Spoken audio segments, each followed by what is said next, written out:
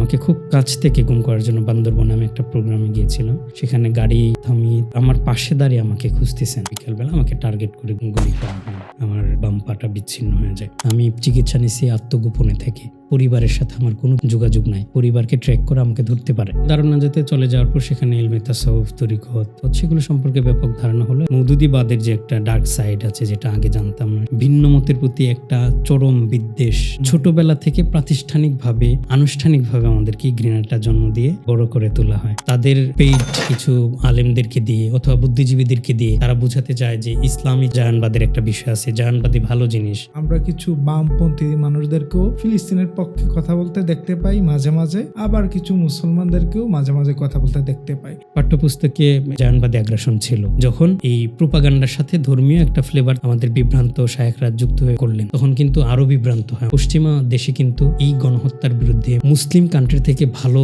আন্দোলন এবং voice raise হয়েছে। বাংলাদেশে জাহানবাদী আগ্রাসন, এটা কেমন কথা? এই দেশের জন্ম সূচনা লগ্নের আগ থেকে এই দেশে জাহানবাদী আগ্রাসন আছে। আমাদের মুক্তিযোদ্ধারা ইসরায়েলের মতো সন্ত্রাসী রাষ্ট্রের সহযোগিতা না নিয়ে মুক্তিযুদ্ধে তারা বিজয় অর্জন করেছে। এই যে গাজায় গণহত্যা হলো, ভারতের সেনারাও কিন্তু এখানে গিয়ে যুদ্ধ করেছে এবং হামাসের হাতে তারা নিহত হয়েছে। আল্লাহ রাসূল বলছেন, কেউ যদি জান্নাত দেখতে চায় সে যেন মসজিদুল আকসার দিকে থাকায়, এটা হচ্ছে জান্নাতুল ফেরদৌসের অংশ। ইরান, ইসরায়েল এবং আমেরিকা বর্তমানে সময় যে যুদ্ধগুলো চলছে, সেগুলো কি আসলে ধর্মীয় যুদ্ধেরই অংশ কিনা? সৌদি আরব বা অন্যান্য রাষ্ট্রগুলো নিঃসন্দেহে ইরানের এখানে রাজত্ব মেনে নিবে না। হামাসের উৎপত্তি হয়েছে তাসাউফপন্থী ওলামায়ে কেরামের মাধ্যমে এবং তারা টোটালি হচ্ছে আহলে সুন্নাত ওয়াল জামাতের একনিষ্ঠ অনুসারী। তাদের তথ্যভিত্তিক আক্রমণগুলা এত বেশি নিখুঁত হয়, কোন প্ল্যাটফর্মে থাকে, কোন ফ্ল্যাটে থাকে, কোন এলাকায় থাকে, কোন ব্রাঙ্কারে থাকে, সেগুলো পর্যন্ত তাদের কাছে তথ্য থাকে। পাত্তাপন্থী যেটা ওয়েস্ট ব্যাংক, সেটা হচ্ছে মূলত ইসরায়েলের পরামর্শে চলা একটা শক্তি।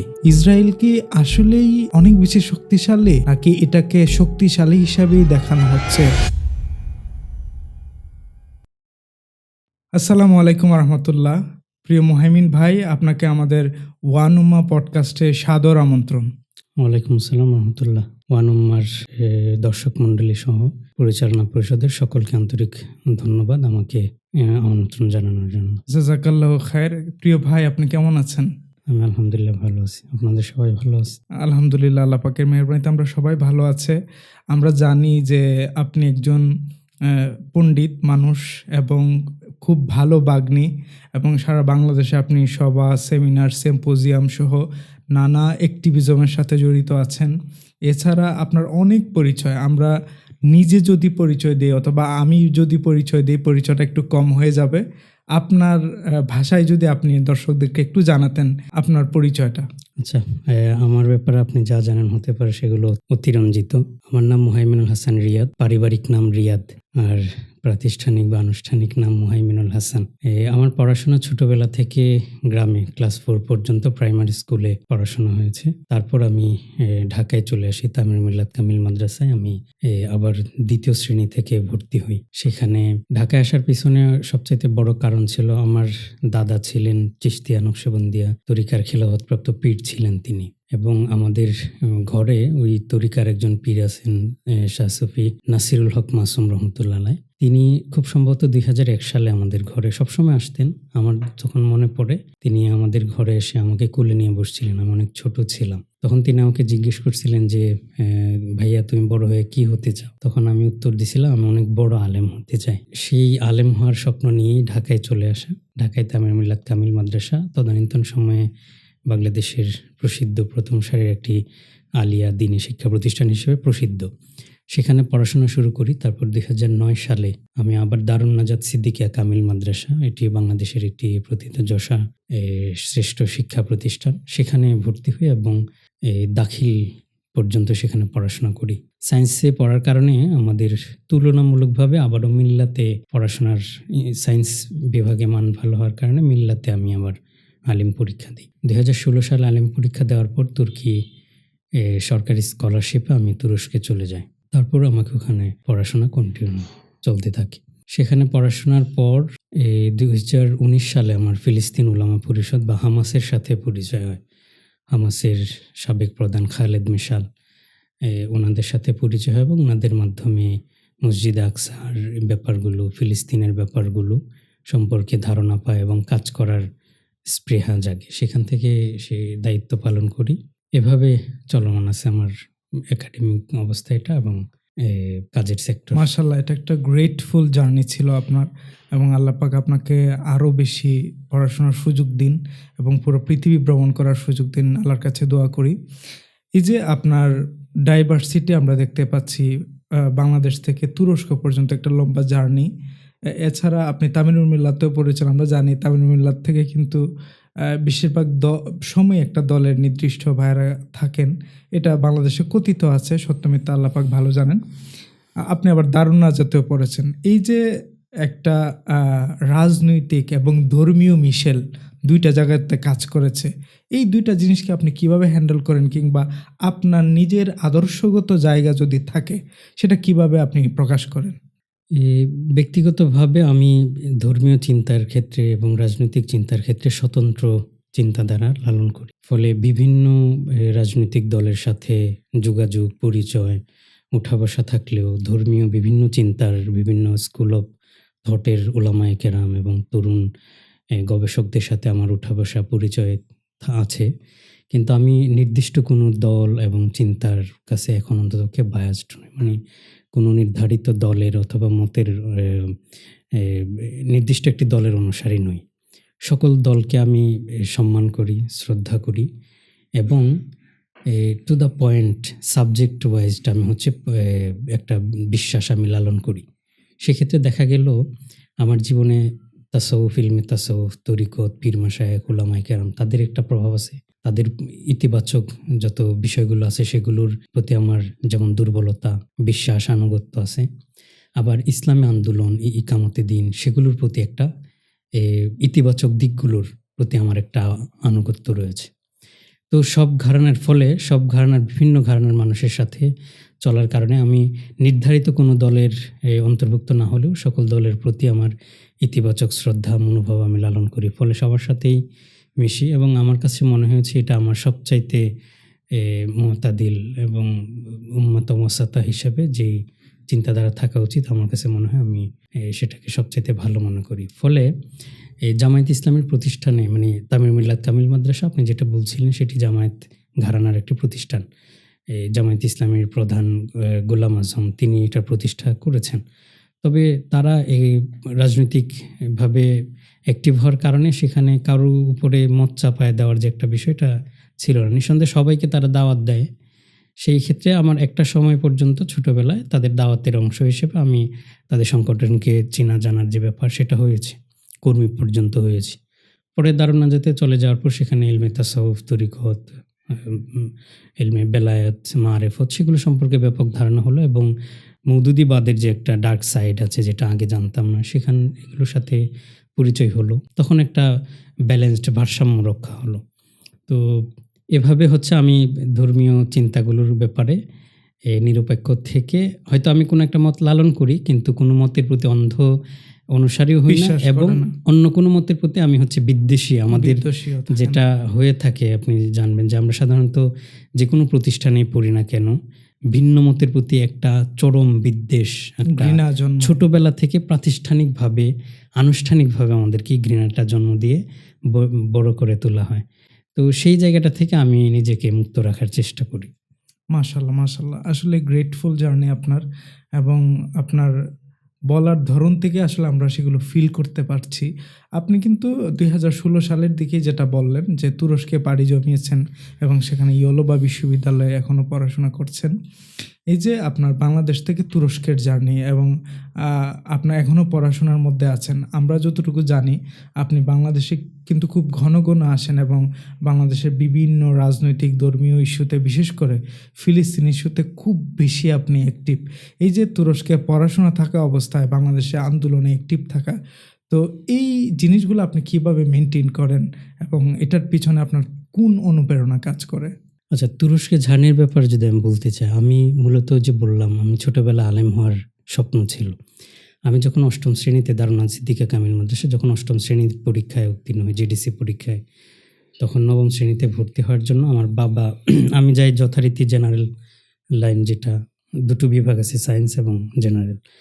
তো আমি জেনারেল সাবজেক্টে ভর্তি হওয়ার জন্য মাদ্রাসায় যাই। তখন আব্বু ফোন দিয়ে প্রেশার ক্রিয়েট করে আমার মেধা ভালো, এজন্য আমাকে ডাক্তার হতে হবে, সায়েন্সে যেতেই হবে। তো আমাকে সেই জেনারেল থেকে নাম কাটায় আমার ভাই, দ্বিতীয় ভাই, তিনি নাম কাটায় আমাকে সায়েন্সে ভর্তি করে। তো যেহেতু ভর্তি হয়েছে তখন একটা অনুপ্রেরণা ছিল যে না, ডাক্তার হয়েও আমি যদি আলেম হইতে পারি তাহলেও তো এটা কম। হতে পারে। কারণ ডাক্তার হওয়ার নির্ধারিত একটা সময় থাকে, কিন্তু আলেম তো আমি পরবর্তীতেও পড়াশোনা করে সময় এবং বের করে সারা পৃথিবীতে হয়েছে এটা হয়েছে উদাহরণ এরকম আছে। ডাক্তার আলেম হয়। সেই প্রেরণা থেকে আমি মূলত ডাক্তারি পড়াশোনা শুরু করি এবং এ, এ, দুর্ভাগ্যবশত হোক আর যাই হোক, আমি প্রথমবার মেডিকেলে চান্স পাই নাই। মেডিকেলে চান্স পাই না, আমি অন্য কোনো ইউনিভার্সিটিতে, পাবলিক ইউনিভার্সিটিতে আমি পরীক্ষা দিই নাই। কারণ আমার একমাত্র টার্গেট হচ্ছে আমি ডাক্তার হব, আমাকে ডাক্তার হতে হবে। দ্বিতীয় টার্মে পরীক্ষার প্রিপারেশন নেওয়ার সময় এর মধ্যে আমার শ্রদ্ধেয় বড় ভাই অ্যাডভোকেট আবু বকর সিদ্দিক, তিনি হচ্ছে আমাকে তুরস্কে স্কলারশিপের জন্য শিক্ষা মন্ত্রণালয়ের স্কলারশিপের বিবৃতি আমাকে প্রেরণ করেন এবং সেখানে আবেদন করতে বলেন। আমি আবেদন করি। এই দ্বিতীয় টার্মে মেডিকেলে পরীক্ষা দেওয়ার আগেই তুরস্কের স্কলারশিপের রেজাল্ট চলে আসে এবং ভিসা টিকিট চলে আসে। তখন পারিবারিক চাপে বাধ্য হয়ে আমাকে চলে যেতে হয় তুরস্কে। তো তুরস্কে আমার স্কলারশিপের চয়েস ছিল, আমি মেডিকেল সাবজেক্ট আমার চয়েস ছিল, তারপরে ছিল আমার টেক্সটাইল ইঞ্জিনিয়ারিং, তারপরে ছিল ইসলামিক সায়েন্স। তো তারা আমাকে মেডিকেল দেয় নাই, ইঞ্জিনিয়ারিংয়ের সাবজেক্টও দেয় নাই, ইসলামিক সায়েন্স দিল। অর্থাৎ আমার যে এই যে ছোটোবেলার একজন আল্লাহর ওলির কুলে বসে যে আমার একটা স্বপ্ন দেখা জার্নি ছিল আলেম হওয়ার, সেটাই শেষ পর্যন্ত আল্লাহ তাআলা কবুল করছেন। আমি ইসলামিক সায়েন্স ফ্যাকাল্টি অ্যারাবিক মিডিয়ামে সেখানে চান্স পাই, সেখানে পড়াশোনা করি। তারপরে আমার ফ্যাকাল্টির যিনি ডিন, তুরস্কের প্রখ্যাত একজন মুফাসসির প্রফেসর পেহলুল দুজেনলি, তিনি, তার সাথে আমার একটা সম্পর্ক গড়ে তুলে আমি যেতাম সোহবতের জন্য, আমি কিভাবে ভালো আলেম হতে পারি, আমার স্বপ্নগুলো শেয়ার করি ওনার সাথে। তো তিনি আমাকে গাইড করতেন। হঠাৎ একটা সময় আমাকে বললেন ডেকে নিয়ে, মুহাইমিন, তুমি তো ইসলামী আন্দোলনের প্রতি আগ্রহী এবং ভালো ইলমি ব্যাপারেও তোমার আগ্রহ আছে, তুমি একটা কাজ করতে পারো, একটা ইসলামী আন্দোলন হামাসের একটা টিম আসছে আমাদের ইউনিভার্সিটিতে, তারা কিছু তরুণ ইলম পিপাসু কিছু তরুণদেরকে নিয়ে এই উম্মার করণীয় ইলমি ব্যাপারগুলো এবং হচ্ছে সিয়াসি এই ব্যাপারগুলো নিয়ে তারা একটা কর্মশালার আয়োজন করছে। তো বিভিন্ন দেশ থেকে ডেলিগেট আসছে, বাংলাদেশ থেকে কোনো ডেলিগেট তারা পায় নাই।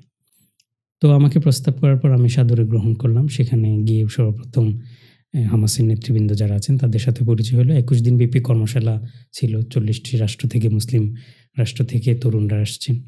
তো সেইখান থেকেই মূলত এই ফিলিস্তিন সম্পর্কে, মসজিদে আকসায় কাজ করার একটা অনুপ্রেরণা, বিশেষ করে হামাসের নেতৃবৃন্দের সরাসরি সোহবত পাওয়ার পর এবং বিশ্বনন্দিত উলামায়ে কেরাম যেমন ডক্টর আলী সাবুনি, আলী সাল্লাবি, শেখ হাসান আদ্দিদো সাংকেতি, ওনাদের মতো শেখ আলী আল কারাদাগি, ওনাদের মতো প্রথিতযশা উলামায়ে কেরাম, বিশ্ববিখ্যাত স্কলারদের যখন সরাসরি সংস্পর্শ পেলাম ওই 21 দিন ব্যাপী কর্মশালায়, সেখান থেকে মূলত আমার ফিল হয়েছে যে আসলে আমার মুসলিম হিসেবে আমাদের ঈমান এবং আকীদার মৌলিক একটা অংশ, অস্তিত্বের একটা অংশ হচ্ছে মসজিদুল আকসা, যেখানে আল্লাহ রাসূল সাল্লাল্লাহু আলাইহি ওয়াসাল্লাম মেরাজ বা ইসরার সময়, মেরাজে যাওয়ার আগে আল্লাহ তাআলা সর্বপ্রথম এই মসজিদ আকসায় ভ্রমণ করেছেন। এত গুরুত্বপূর্ণ একটা ব্যাপার, সেটার ব্যাপারে আমাদের যে একটা গাফলত ছিল, অজানা ছিল, এই ব্যাপারগুলো কেটে যায় এবং আমার যে মৌলিক একটি দায়িত্ব আছে তখন সেটা আমি ফিল করতে শুরু করি। সেই ইন্সপায়ারেশন থেকেই, বিশেষ করে যেই মসজিদ আকসা রক্ষার জন্য যারা নিজেদের সর্বশক্তি দিয়ে সংগ্রাম করে যাচ্ছেন, হামাসের নেতৃবৃন্দ, মুজাহিদবৃন্দ, তাদের সংস্পর্শে এই আহ্বান পাওয়ার পরে আমার ভিতরে একটা বড় ধরনের ইন্সপায়ারেশন কাজ করে। সেই জায়গা থেকে আমি কাজ শুরু করি। আমাকে দায়িত্ব দেওয়া হয় বাংলাদেশে এই ব্যাপারে কাজ করার জন্য।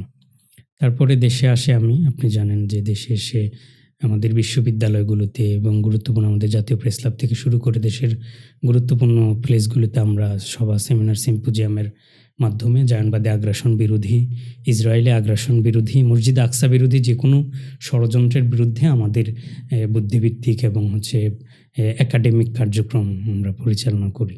এভাবে খেদমতে নিজেকে নিয়োজিত রেখেছি। মাশাআল্লাহ, এটা অনেক সুখবর। এটা শুধু আপনার ব্যক্তিগত অর্জন নয়, এটা আমাদের বাংলাদেশের ভাইদের পক্ষ থেকেও একটা অর্জন। কেননা আমাদের ইন্টারন্যাশনাল রিলেশনশিপ, বিশেষ করে ফিলিস্তিন এবং তুরস্কের মধ্যকার যে সম্পর্ক, আমরা একটা অনুন্নত দেশ হওয়ার কারণে অথবা তৃতীয় শক্তির দেশ হবার কারণে আমাদের কিন্তু এই সুযোগগুলো খুব বেশি লাভ হয় না।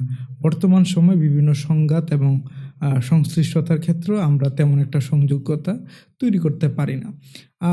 আমার আরেকটা বিষয় জানার ছিল, সেটা হচ্ছে আপনি এই ফিলিস্তিন, হামাস এবং উলামায়ে কেরামের সংশ্লিষ্টতার বাইরেও কিন্তু আপনি বাংলাদেশে প্রচুর আসা যাওয়া করেছেন এবং পরবর্তীতে ইন্টেলেকচুয়াল রিভাইভাল, যেটাকে বুদ্ধিভিত্তিক পুনর্জাগরণের জন্য আপনি বাংলাদেশে প্রচুর সভা সেমিনার কাজ করেছেন। এর মধ্যেই কিন্তু একটা আন্দোলনে গুলিবিদ্ধ হন এবং এই গুলিবিদ্ধ হওয়ার এটা কোন আন্দোলনে হয়েছিলেন এবং গুলিবিদ্ধ হবার পর আপনার আসলে জীবনে এই যে একটা আগের গুলিবিদ্ধ হওয়ার আগের একটা জার্নি ছিল সুন্দর, পরবর্তীতে আপনার আন্দোলনের জীবনে, সংগ্রামী জীবনে কোনো ধরনের প্রভাব তৈরি করেছে কিনা এবং ওই কঠিন দিনগুলো আসলে কিভাবে পার করেছেন? আমি আসলে যেটা বললাম, আমার পারিবারিক ব্যাকগ্রাউন্ডে যেরকম তাসাউফ, তরিকত, আত্মশুদ্ধির একটা প্রভাব আছে, ঠিক তেমনিভাবে এই ইসলামী আন্দোলনের একটা প্রভাব আমার মধ্যে আছে। দুইটার কম্বাইনে আমার চিন্তা চেতনা হচ্ছে গ্রোথ আপ হয়েছে। ফলে বাংলাদেশে আমি যতদিন ছিলাম এই দেশে, আপনি জানেন যে একটা আমরা ছোটোবেলা থেকে, শৈশব থেকে এখন পর্যন্ত একটা বড় জালিম শাহির একটা সময় অতিবাহিত করেছি। ফ্যাসিবাদী একটা শোষণের মধ্য দিয়ে আমরা অতিবাহিত হয়েছি। তো সেক্ষেত্রে বাংলাদেশের স্বাধীনতা, সার্বভৌমত্বের প্রশ্ন এবং ইসলামী মূল্যবোধ বিরোধী এবং রাসূলুল্লাহ সাল্লাল্লাহু আলাইহি সাল্লাম, আল্লাহ এবং আম্বিয়া আলাইহিস সালাম, আসহাবে কেরাম, তাদের বিরুদ্ধে কিন্তু একটা সময়, বিশেষ করে 2000 আপনার মনে থাকবে 13 সালে তথাকথিত গণজাগরণ মঞ্চে ইসলাম ফোবিকের একটা অনাকাঙ্ক্ষিত আস্ফালন শুরু হয়েছিল। সেই থেকে আমার তখন থেকে এই ইসলামী মূল্যবোধ বিরোধী এবং বাংলাদেশের স্বাধীনতা, সার্বভৌমত্বের বিরুদ্ধে দিল্লির আধিপত্যবাদের যে একটা আগ্রাসন ছিল, এই দুটো ব্যাপারে আমার ভালো কনসার্ন ছিল। আমি নিজেকে তখন উৎসর্গিত করেছি যে আমি এই দুটি বড় আঘাতের বিরুদ্ধে আমি লড়াই করব। ফলে 13 সালে, 12 সালে, 13 সাল, 14 সালে যত ধরনের আন্দোলন হয়েছে, ভারতীয় আধিপত্যবাদ বিরোধী এবং হচ্ছে ইসলামী মূল্যবোধ বিরোধী, ইসলামোফোবিয়ার বিরুদ্ধে যত আন্দোলন হয়েছে, আমি প্রত্যেকটাতে শরিক হয়েছি এবং আমার বারবার আহত হয়েছি, গুলিবিদ্ধ হয়েছি, ছোটোখাটো আহত হয়েছি। সর্বশেষ 2020 সালে আমি দেশে ফিলিস্তিন উলামা পরিষদের দায়িত্ব পালনের জন্য দেশে আসি। এই যে আগে থেকে আমার একটা দেশের এই স্বাধীনতা, সার্বভৌমত্বের পক্ষে একটা কাজ ছিল, সেখান থেকে হচ্ছে আমাকে ডিজিএফআই নজরদারিতে রাখতো, ডিস্টার্ব করতো আমাকে, আমার পরিবারে ডিস্টার্ব করতো এবং আমাকে হুমকি দিত মেরে ফেলার তুরস্ক থেকে। আর এটা বেড়ে গিয়েছিল, আপনি জানেন যে মাহমুদুর রহমান নামে একজন সাংবাদিক আছেন, আমার দেশ সম্পাদকের সম্পাদক। তিনি দেশ থেকে মুসলিম হয়ে চলে যাওয়ার পর প্রথম দিকে আমার মাধ্যমে তিনি অনলাইনে সামনে আসেন। আচ্ছা, আমি একটা টেলিভিশনে উপস্থাপক হিসেবে কাজ করতাম, প্যারিস বাংলা টেলিভিশনে। তিনি আমার লাইভে সর্বপ্রথম জয়েন হওয়ার পর ডিজিএফআইয়ের নজরে আমার চলে যেতে হয়।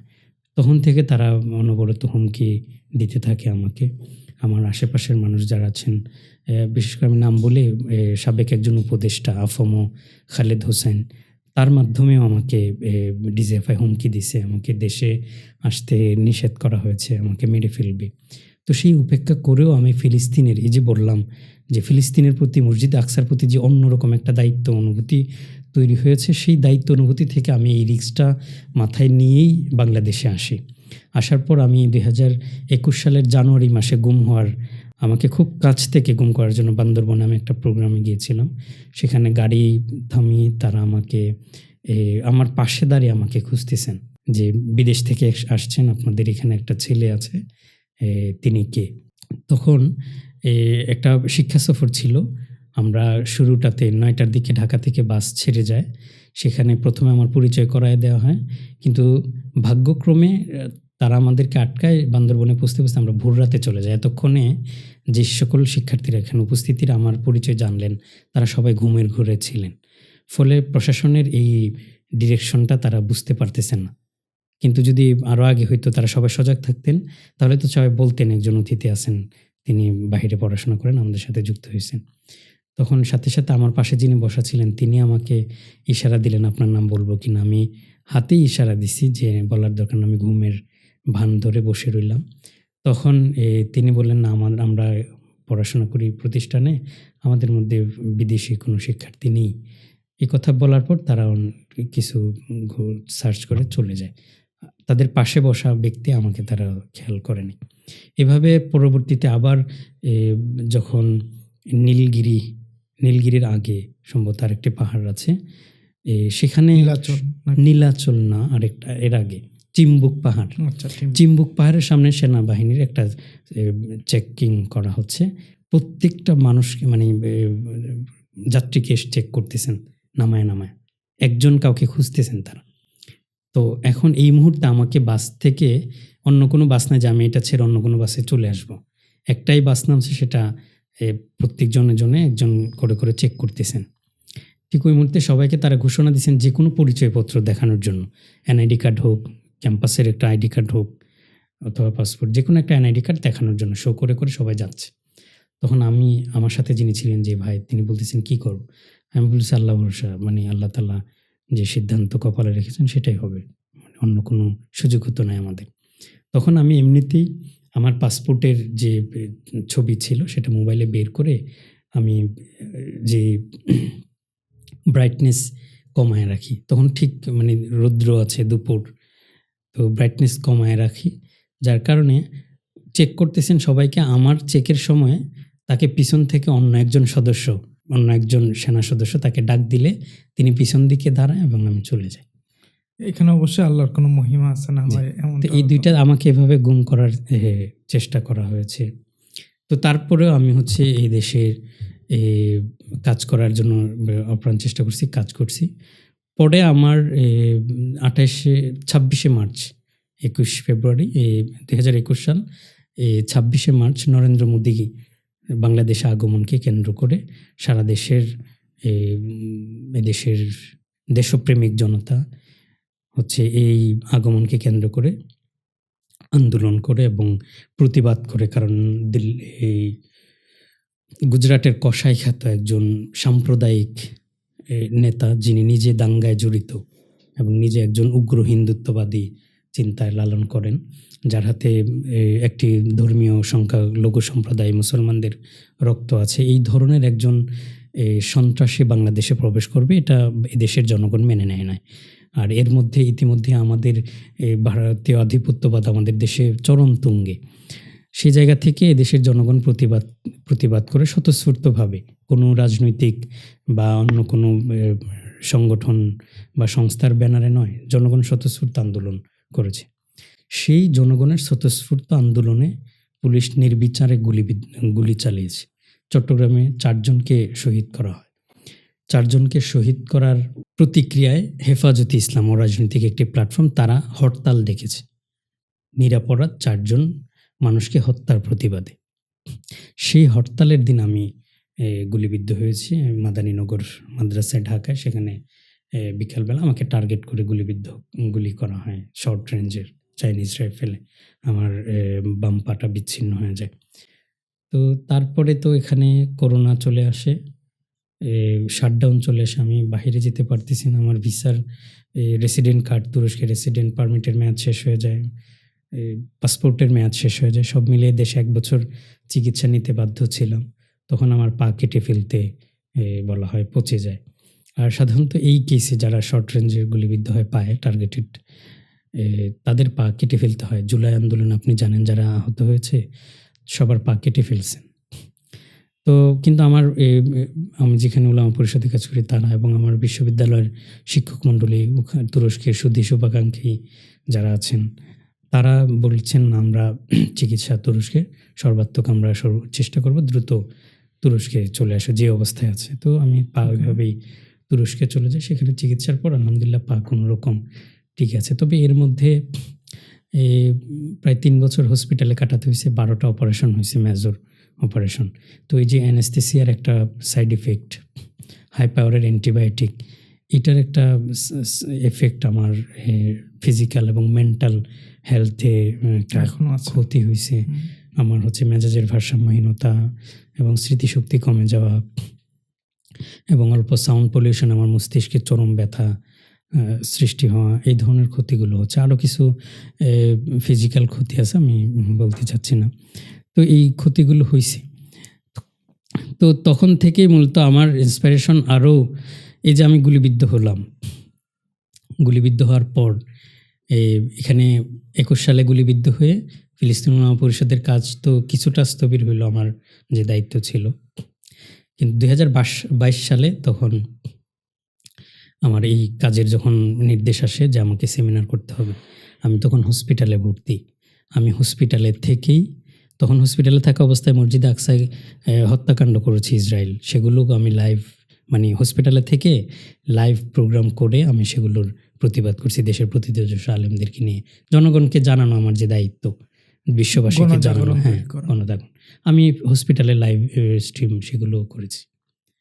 পরবর্তী যখন দেখলাম যে লাইভ স্ট্রিমের চাইতে আমাকে ময়দানে করা উচিত, তখন পাসপোর্ট থেকে আমাদের অ্যাকসেপ্ট ইসরায়েল উঠায় নেওয়া, আরও কিছু জায়নবাদী আগ্রাসন চলমান, সেই ব্যাপারগুলোকে চিন্তা করে আমি আমার পায়ে, তারপর হচ্ছে আপনাদের একটা আন্দোলন দেখেছিলাম, আকসাকে নিজেদের মন্দির বলে দাবি করা। তো আমি হচ্ছে যেটা বলতে চাচ্ছিলাম, আমি হসপিটাল থেকে অ্যাম্বুলেন্সে করে প্রেস ক্লাবে এই বিষয়ে একটা সেমিনার করেছি। তখন তদানীন্তন ডক্টর জাফরুল্লাহ চৌধুরী, গণস্বাস্থ্যের প্রতিষ্ঠাতা, তাকে দাওয়াত দিয়েছি, তিনি আসছেন, এবং মেজর ইব্রাহিম সাহেব, মেজর জেনারেল ইব্রাহিম অবসরপ্রাপ্ত, তিনিও আসছেন।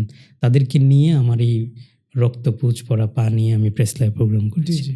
কারণ এই ঘটনাটা আপনার দর্শক মণ্ডলী বা যারা শ্রোতা মণ্ডলী আছেন, এই ঘটনাটা উল্লেখ করার একটি কারণ হচ্ছে যে, মানে মসজিদ আকসাকে আমি কীভাবে ফিল করি এবং ফিলিস্তিনকে আমি কীভাবে ফিল করি, সেটা আমি আমার ভাষায়, আমার শব্দচয়ন দিয়ে বোঝাতে হয়তো ব্যর্থ হতে পারি। তবে আমার এই ঘটনার থেকে ফিল করা উচিত যে একটা মানুষ মৃত্যুশয্যায় হসপিটালে রক্তপুঁজ তার পা দিয়ে অনবরত পড়তেছেন, তিনি হসপিটাল থেকে অ্যাম্বুলেন্স দিয়ে এসে প্রেস ক্লাবে প্রোগ্রাম করেন, এবং এই মানুষটাকে গুম করারও রিস্ক আছে। আমি চিকিৎসা নিচ্ছি আত্মগোপনে থেকে, পরিবারের সাথে আমার কোনো যোগাযোগ নাই, কেউ জানে না আমি কোথায় চিকিৎসা নিচ্ছি, কারণ পরিবারকে ট্র্যাক করে আমাকে ধরতে পারে। এই মানুষটাও প্রেস ক্লাবে প্রোগ্রাম করে এই রিস্কটা নিয়ে। অর্থাৎ আমি যেটা বলতে চাচ্ছি, মসজিদ আকসার প্রতি, ফিলিস্তিনের প্রতি মুসলমানদের যেমন ইমানি দায়িত্ব অনেক বড় এবং মানবিক দায়িত্ব, যারা অন্য ধর্মাবলম্বী তাদের দায়িত্বটা অনেক বড়। এটা আমি ভাষা দিয়ে, আমার কর্মকাণ্ড দিয়ে যতটুকু না বোঝাতে পারবো, আমার হয়তো বা এই ঘটনাটা থেকে আমি বোঝাতে পারবো যে আমি এভাবে ফিল করি মসজিদ আকসার প্রতি দায়িত্ব অনুভূতি। এই পুরো জিনিসটার সাথে ইন্তেফাদা ফাউন্ডেশনকে আপনি কিভাবে প্রতিষ্ঠা করলেন, কিভাবে নিয়ে আসলেন? এটা তো একটা লম্বা জার্নি ছিল, এবং এটাকে সাংগঠনিক রূপে কিভাবে নিয়ে আসলেন? এটা 2022 সালে 15 আগস্ট ইন্তেফাদা ফাউন্ডেশন ইস্তানবুলে ইন্টারন্যাশনাল একটি সেমিনারে আমি প্রতিষ্ঠা করি। এটার আত্মপ্রকাশ শুরু হয়, সেখানে আন্তর্জাতিক স্কলার বৃন্দ ছিলেন। তো তাদের উপস্থিতি ইন্তেফাদা ফাউন্ডেশন প্রতিষ্ঠা করি। এই ফাউন্ডেশন প্রতিষ্ঠা করার মূল মিশন হচ্ছে যে, এই যে আমি কাজগুলো করছি, ফিলিস্তিন উলামা পরিষদ নামে বাংলাদেশে কাজ করাটা, এটা দৃশ্যত ডিফিকাল্ট না, দৃশ্যত অসুন্দর। অন্য দেশের একটি সংস্থা এই দেশে কাজ করা স্বাভাবিক, অনেকের মনে একটা প্রশ্নের তৈরি হবে। সেজন্য আমি স্বতন্ত্র একটা ব্যানার বা প্ল্যাটফর্ম আমি চিন্তা করি যে আমি একটা প্ল্যাটফর্ম তৈরি করব, তার মাধ্যমে আমি এই মসজিদ আকসার কাজগুলো আমি করব। তখন আমি ওই ফিলিস্তিন উলামা পরিষদের দায়িত্বশীল, হামাসের দায়িত্বশীলদের সাথে পরামর্শ করে আমি এভাবে করতে চাই। তারা খুব অ্যাপ্রিসিয়েট করলেন, এবং আমি বেশ কয়েকটা নাম দিলাম। খালেদ মিশাল সাহেব ইন্তেফাদা নামটা তিনি পছন্দ করলেন, যে ইন্তেফাদা ফাউন্ডেশন নামটা অনেক সুন্দর। সেখানে আন্তর্জাতিক মঞ্চে এটা ঘোষণা করা হয়। ইন্তেফাদা নামে তো ফিলিস্তিন একটা আন্দোলনও ছিল একসময়। ইন্তেফাদা বলা হয়, ইন্তেফাদা হচ্ছে ফিলিস্তিন, আপনি জানেন যে অসলো চুক্তির পরে ফিলিস্তিনিদের কার্যত হচ্ছে এদেরকে হাত পা কেটে ফেলে দেওয়া হয়, মানে একটা সিংহ, এটার নখ হাত পা কেটে দিলে যেরকম অসলো চুক্তির মাধ্যমে সেটা হলো। এই হাত পা অবস্থায়ও যখন এদের উপর নির্যাতনের স্ট্রিম রুলার চলে, তাদের উপর জমি দখল হচ্ছে, তাদেরকে অন্যায়ভাবে গ্রেপ্তার করে কারাগারে ধর্ষণ করা হচ্ছে, মা বোনদেরকে, নারীদেরকে এবং শিশুদেরকে আপনি জানেন যে নির্বিচারে বিচার বহির্ভূত হত্যাকাণ্ড করা হচ্ছে। এই জুলুমগুলোর প্রতিবাদে ফিলিস্তিনিরা হচ্ছে যাদের যা আছে সেই সমর্থন নিয়ে ইসরায়েলের বিরুদ্ধে তারা একটা প্রতিরোধ গড়ে তুলে গণ আন্দোলন। আমাদের ধরুন আমরা আমাদের 5ই আগস্টের মতো একটা আন্দোলনের কথা বলতে পারি, গণ আন্দোলন হয়, সেটাকে বিশ্বব্যাপী ইন্তিফাদার অর্থ পুনর্জাগরণ, জাগরণ, উত্থান। তো সেটাকে বিশ্ববাসী প্রথম ইন্তিফাদা হিসেবে চিনে থাকে। এবং আপনি জানেন যে সর্বশেষ হচ্ছে যে তুফানুল আকসা যেটা হলো 2023 সালের 7 অক্টোবর, সেটাকে ধরা হয় তৃতীয় ইন্তিফাদা। তো ইন্তিফাদা শব্দটা সেখান থেকে নেওয়া, মানে আমি যেহেতু ফিলিস্তিনের জাগরণ নিয়ে কাজ করব, তো ফিলিস্তিনের জাগরণের সাথে ইন্তিফাদা শব্দটা পরিচিত বিশ্বব্যাপী। ফিলিস্তিনের জাগরণ, ফিলিস্তিনের স্বাধীনতা, সার্বভৌমত্ব, অধিকারের একটা সিম্বলিক একটা ওয়ার্ড হিসেবে পরিচিত। আমি সেই নামটা নিয়ে ইন্তিফাদা ফাউন্ডেশন নামকরণ করি। আপনারা বিশ্ববিদ্যালয় সহ কলেজ, স্কুলে, বিভিন্ন বড় বড় প্রেস ক্লাবে আপনারা নানান ধরনের সেমিনার আয়োজন করেছেন, সবগুলি ফিলিস্তিন কেন্দ্রিক। বিশেষ করে আল-কুদস গ্লোবাল উইকের যেটা হচ্ছে রজবের শেষ সপ্তাহ আপনারা পালন করে থাকেন। এই যে সেমিনারগুলো আয়োজনের অভিজ্ঞতা কেমন এবং এটার ফল আপনারা কতটুকু দেখছেন, কিভাবে দেখছেন? দেখুন, উসবুল কুদস আল আলামী বা আন্তর্জাতিক কুদস সপ্তাহ, এটা হচ্ছে 2021 সাল থেকেই বিশ্বব্যাপী পালনের আহ্বান করে হামাস বা ফিলিস্তিন উলামা পরিষদ। এটা হয়েছিল, আপনি জানেন, ড্রিল অফ সেঞ্চুরি হয়েছিল 2019 সালে। ডোনাল্ড ট্রাম্প তিনি এই চুক্তিটা করেছিলেন, ফিলিস্তিনকে বিক্রি করে দেওয়ার একটা একপাক্ষিক চাপায় দেওয়া একটা চুক্তি। সেই চুক্তিকে প্রত্যাখ্যান করে এবং তখন ইসরায়েলিরা স্নায়বিক একটা আগ্রাসন চালায়, সেটা হচ্ছে তাতবী বা নর্মালাইজেশন প্রজেক্ট হচ্ছে মুসলিম কান্ট্রিগুলোতে এই ইসরায়েলকে স্বীকৃতি দেওয়ার জন্য তারা প্রস্তাব করে এবং মুসলিম রাষ্ট্রগুলো বাধ্য হয় কাউকে কোনো ধরনের পুরো রাষ্ট্রকে ট্রেপে ফেলে বা রাষ্ট্রপ্রধান, রাষ্ট্রের গুরুত্বপূর্ণ দায়িত্বশীল যাদের হাতে রাষ্ট্রের নিয়ন্ত্রণ, এই ধরনের ব্যক্তিবর্গকে ট্রেপে ফেলে তারা ফিলিস্তিনের স্বীকৃতি আদায়ের জন্য চেষ্টা করে। সেটাকে তাতবী বা নর্মালাইজেশন হিসেবে আমরা বলতে পারি। আপনি জানেন আরব আমিরাত এবং বাহরাইন তারা স্বীকৃতি দেয়। তো এই যে বিশ্বব্যাপী জায়নবাদী আগ্রাসন, মুসলিম রাষ্ট্রগুলোতে জায়নবাদকে বা হচ্ছে ইসরায়েলি এই আগ্রাসনকে, এই সাম্রাজ্যবাদী আগ্রাসনকে নর্মালাইজেশন করতে যাচ্ছে, এর বিরুদ্ধে মূলত একটা ক্যাম্পেইনমূলক কর্মসূচির আহ্বান করে হামাস। বিশ্বব্যাপী তারা এই কাজগুলো করে। আমি সেই ধারাবাহিকতায় আমি দেশে এসে আমাদের ক্যাম্পাসগুলোতে শিক্ষাবিদ, বুদ্ধিজীবী, রাজনীতিবিদ, সাংবাদিক, ওলামায়ে কেরাম, মানে প্রত্যেক গুরুত্বপূর্ণ একটা রাষ্ট্রের গুরুত্বপূর্ণ ব্যক্তিবর্গকে নিয়ে এই ব্যাপারগুলোতে সচেতনতামূলক কাজ করতাম। যেভাবে আমরা ক্যাম্পাসগুলোতে সেমিনার করতাম, ঠিক তেমনিভাবে আমরা সেগুলো এই যে প্রেস ক্লাবে, অন্যান্য জায়গায়, গুরুত্বপূর্ণ জায়গায় আমি কথা বলতাম। এছাড়াও ব্যক্তিগতভাবে দেশের গুরুত্বপূর্ণ ব্যক্তিবর্গ যাদেরকে আমার প্রোগ্রামে রিচ করতে পারতেছি না আমি, তো তাদের কাছে আমি ব্যক্তিগতভাবে গিয়ে সেই ব্যাপারগুলোকে কনসার্ন তাদেরকে আপডেট দিতাম। গাজার এই অবস্থা, ফিলিস্তিনের অবস্থা জানানো, তার জায়গা থেকে তিনি জানলেন এবং তার যোগ্যতা অনুযায়ী তিনি হচ্ছে ভূমিকা পালন করলেন।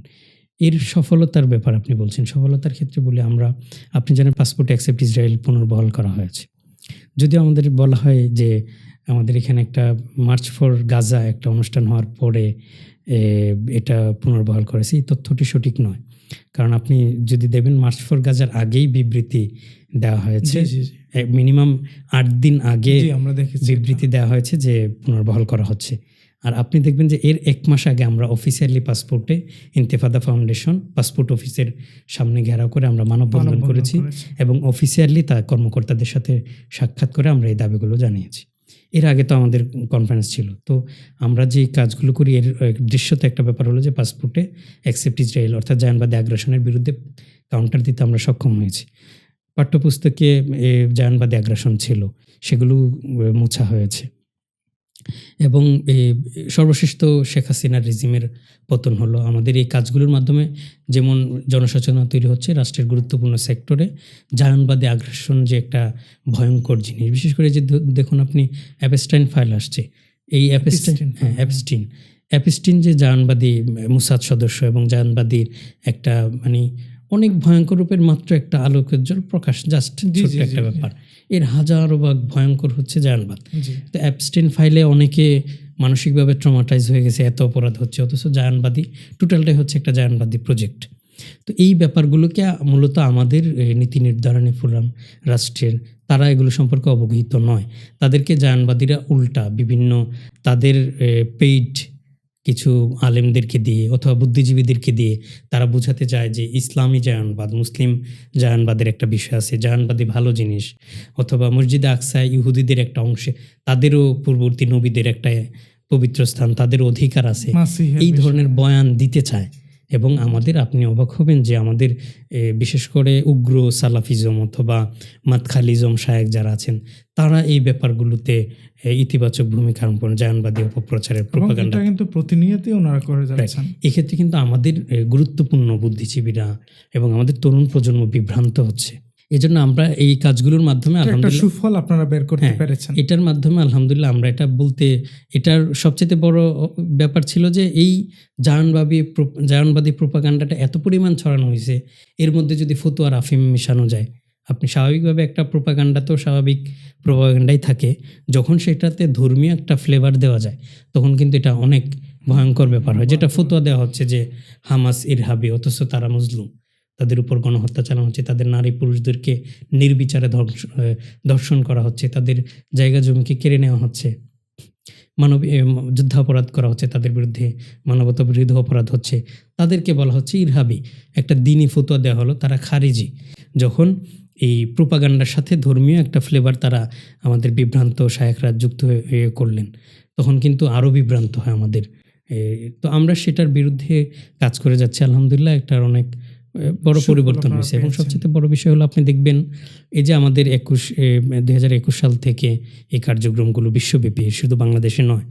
তো এর একটা ফল আপনি দেখবেন ওয়েস্টে, মানে পশ্চিম ইউরোপ, আমেরিকা, পশ্চিমা দেশে কিন্তু এই গণহত্যার বিরুদ্ধে, মানবতা বিরোধী অপরাধের বিরুদ্ধে মুসলিম কান্ট্রি থেকে ভালো আন্দোলন এবং তৈরি ভয়েস হয়েছে। রেজ হয়েছে, জি, জি। বয়কটের ফ্রি ব্যাপারগুলো। প্যালেস্টাইন একটা বিশাল হ্যাঁ, এবং তারা হচ্ছে এই দেশে মানে পশ্চিমা এই মানুষেরা হচ্ছে তারা এই আন্দোলন করতে গিয়ে অনেক জুলুমের শিকার হয়েছে। প্রশাসনরা জি, তাদেরকে জি, জি। গ্রেপ্তার করেছে, গুলিবিদ্ধ বিশ্ববিদ্যালয়ের করেছে, ছাত্রদেরকে বহিষ্কার করা হয়েছে। বহিষ্কার করা হয়েছে। তো এই যে এটা কিন্তু অন্যতম একটা আমাদের এই যে ক্যাম্পেইনগুলো, এটার একটা অন্যতম একটা মানে আউটপুট আপনি বলতে পারেন। অনেকে বলে থাকে যে কেন ফিলিস্তিন নিয়ে এত কথা বলি। আপনি জানেন, আমরা ইতিপূর্বে বলেছি আমি কিন্তু ভারতীয় আধিপত্যবাদ বিরোধী, অর্থাৎ এ দেশের স্বাধীনতা সার্বভৌমত্বর বিরুদ্ধে যত আগ্রাসন আছে আমি এর বিরুদ্ধেও সোচ্চার। আমি রিয়েলাইজ জীবনের রিস্ক নিয়ে আপনি এটা করেছেন। জি, আমি রিয়েলাইজ করছি যে এই দেশের স্বাধীনতা সার্বভৌমত্বের বিরুদ্ধে ভারতীয় আগ্রাসন যেমন হুমকি, ঠিক সমানভাবে হুমকি হচ্ছে জায়নবাদ। এই ব্যাপারটা আমি বোঝাতে পারি না যে জায়নবাদ হচ্ছে ইসরায়েলে মানুষের ধারণা, যেটা 5,000-6,000 কিলোমিটার দূরে ইসরায়েলে হচ্ছে জায়নবাদী, তারা সেখানে করতেছে। ইরান এবং আমেরিকার ডিস্টেন্সও কিন্তু এরকম অনেক। আচ্ছা, তো সেক্ষেত্রে বাংলাদেশে ইসরায়েল কেন আগ্রাসন চালাবে? আমি বাংলাদেশে জায়ানবাদী আগ্রাসন আমাদের করণীয় শীর্ষক বিশ্ববিদ্যালয়গুলোকে সেমিনার করি। আমাকে অনেক প্রফেসর পর্যন্ত প্রশ্ন করে বসেন যে এটা আবার কেমন কথা, বাংলাদেশে জায়ানবাদী আগ্রাসন এটা কেমন কথা? মানে তিনি এটা কল্পনাও করতে পারেন না যে ইসরায়েল আমাদের দেশে আগ্রাসন চালাবে, অথচ এই দেশের জন্ম সূচনা লগ্নের আগ থেকে এই দেশে জায়ানবাদী আগ্রাসন আছে। তারা চেষ্টা করেছে মুক্তিযুদ্ধ চলাকালীন সময়ে তারা হচ্ছে বাংলাদেশকে স্বীকৃতি দেওয়ার জন্য সামরিক এইড দেওয়ার প্রস্তাব করে। সেই সময়কার মুজিবনগর সরকার তাদের এই প্রস্তাবকে প্রত্যাখ্যান করেছিলেন। পরবর্তীতে এই গ্লানি বহনের জন্য আপনি জানবেন যে 1971 সালে শোষক পাকিস্তানি হানাদার বাহিনী যখন ভারতের বাহিনীর কাছে সারেন্ডার করে, আত্মসমর্পণ করে, আপনি দেখবেন যে সেখানে পিছনে একজন জেনারেল দাঁড়ানো আছে, তার নাম হচ্ছে জেনারেল জ্যাকব। খুবই হাস্যোজ্জ্বল একজন, ছবিতে আপনি দেখবেন। এই জেনারেল জ্যাকব কিন্তু জায়ানবাদীদের দেওয়া এজেন্ট। তাকে দেওয়া হয়েছে কেন? তিনি জবানবন্দি দিয়েছেন ব্রিটিশ একজন সাংবাদিকের কাছে যে আমাদেরকে দেওয়া হয়েছে যে বিশ্ববাসী দেখবে যে মুসলমানরা আত্মসমর্পণ করতেছে একজন জায়ানবাদীর কাছে। এটা বোঝানোর জন্য তাকে পরিকল্পিতভাবে এই আত্মসমর্পণ অনুষ্ঠানে তাকে দায়িত্ব দেওয়া হয়। বিশাল ষড়যন্ত্রের বিষয়। এবং এটা কিন্তু মানে খালি চোখে কেউ দেখতে পারবে না। আচ্ছা, এটা তারা কেন করলো? এই যে আমরা তাদের থেকে এইড নিলাম না, আমাদের মুক্তিযোদ্ধারা ইসরায়েলের মতো সন্ত্রাসী রাষ্ট্রের সহযোগিতা না নিয়ে মুক্তিযুদ্ধে তারা বিজয় অর্জন করেছে, এই গ্লানি বহনের জন্য এই কাজটা করে। পরবর্তীতে এই মধ্যপ্রাচ্যের প্রথম কোনো অবৈধ রাষ্ট্র তারা হচ্ছে স্বীকৃতি দিতে আসে বাংলাদেশকে। বাংলাদেশের তদানীন্তন বঙ্গবন্ধু শেখ মুজিবুর রহমান তিনি এই স্বীকৃতিকে প্রত্যাখ্যান করেছেন। পরবর্তী আপনি হাসিনা রেজিমে দেখেন জাহানবাদী আগ্রাসন, আমাদের এই যে বাংলাদেশের সাথে কোনো সম্পর্ক নাই, কূটনৈতিক রাজনৈতিক কোনো ধরনের সম্পর্ক ইসরায়েলের সাথে নেই, কিন্তু সেখানে আমরা দেখলাম যে প্যাগাসাস স্পাইওয়্যার কেনা হয়েছে ইসরায়েল থেকে, এবং টিএমটিসির 8 সদস্যের প্রতিনিধি দল তারা হচ্ছে হাঙ্গেরিতে গিয়ে ইসরায়েলি প্রশাসনিক কর্মকর্তাদের থেকে তারা প্রশিক্ষণ পর্যন্ত নিয়েছে। তার মানে বাংলাদেশে জাহানবাদী আগ্রাসন আছে, সেগুলো নিয়ে কাজ করছি। সেগুলো কাজ করছি এই জন্য যে আমি মনে করি, ফিল করি যে বাংলাদেশের স্বাধীনতা সার্বভৌমত্বের জন্য জাহানবাদী একটা হুমকি, এবং তাদের সাথে ভারতের বা রয়ের একটা মানে খুব মিউচুয়াল ফ্রেন্ডলি একটা সম্পর্ক আছে। এই যে গাজায় গণহত্যা হলো, ভারতের সেনারাও কিন্তু এখানে গিয়ে যুদ্ধ করেছে এবং হামাসের হাতে তারা নিহত হয়েছে।